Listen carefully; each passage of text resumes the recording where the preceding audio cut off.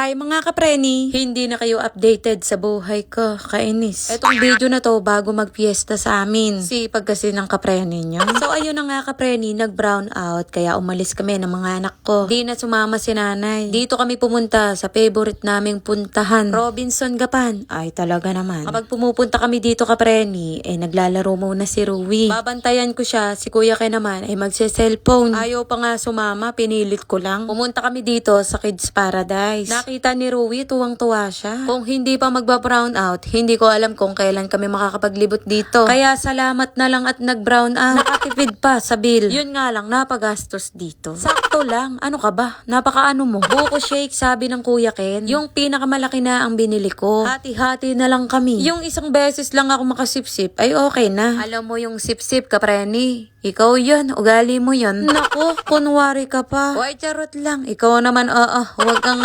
napakaano mo. Nakita nga kami dito sa Robinson ng kamaritisan ko. Nauna na silang pumunta dito, pero nag-usap kami na pupunta kami ng Robinson. Iniwanan ba naman kami? Charis! Panibagong video, panibagong topic. Eto nga kapreni, namanhikan na. Kailangan ko pa bang i-chismis sa inyo? Wag na. Tapos may naligaw na bisita. O sige, sama ko kayo sa vlog. Ang napakaano nyo. Huwag kayong napakaano nyo. Ay, ambot, kapreni. Bago nga ako maligo, kapreni, kakakain ko lang. So, ang ginawa ko, kumuha ko, saka ako inuwi. Paano gagawin? Busog pa ako. Parang may mali. Yung inalok ka, pero busog ka, pero kumuha ka pa rin. Tapang ng hiya, tigas ng muka. Walang mangyayari kung paiirali ng hiya. Ganun din naman ang tingin nila sa'yo, gawin mo na. Nakakaisang subo pa lang ako ng leche plan. Sabi ng tito ko, bakit hindi ako nakatikim niyan? Bakit kayo merong ganyan? Kala ko sa akin na lang to. Sabi kong ganun. Sige po, hati na lang tayo. O, diba? Detalyado. At nung kinabukasan nga kapreni, ba't parang mahina ang buga ng hangin? Kaya naman pala, kailangan ng linisin. Wala namang ibang maglilinis kapreni. Gamit mo, linis mo. Ganun yun. Ayoko sana maglinis. Kasi nga yung bata, makulit, malikot, baka makaistorbo. Kung ipaglilibang ko naman ang paglilinis nito, kailan pa? Ngayon ako sinisipag, di ko alam kung kailan ang susunod. Araw-araw ba naman akong tinatamad? Minsan lang sipaga. Kaya kapag nakaramdam ng sipag, kailangan may gawin. Sayang naman kung walang gagawin. Ay grabe. At dahil puro katamaran ng bukang bibig, ay bawal magalit dito, ha? Dapat ako lang. Sorry na. Nilinis ko to sa may tubig na may sabon kapreni. Hindi ko na nga lang nabidyohan. Dahil ang bata, malikot, makulit. Ang dami niyang sinasabi kapreni, ni isa wala akong maintindihan. Anak, dahan-dahan lang naman sa pagsasalita. Para tayong Chinese Malakas na ulit ang buga ng hangin. Mas malakas ang hangin nito kaysa sa kakilala mo. Nagkukwento lang sa'yo. Napakalakas ang hangin. Kakaibang hangin naman yun. Oy, joke lang. Ikaw naman. O siya, hanggang dito na lang. Maraming salamat sa mga nanood. Bye mga kapreni.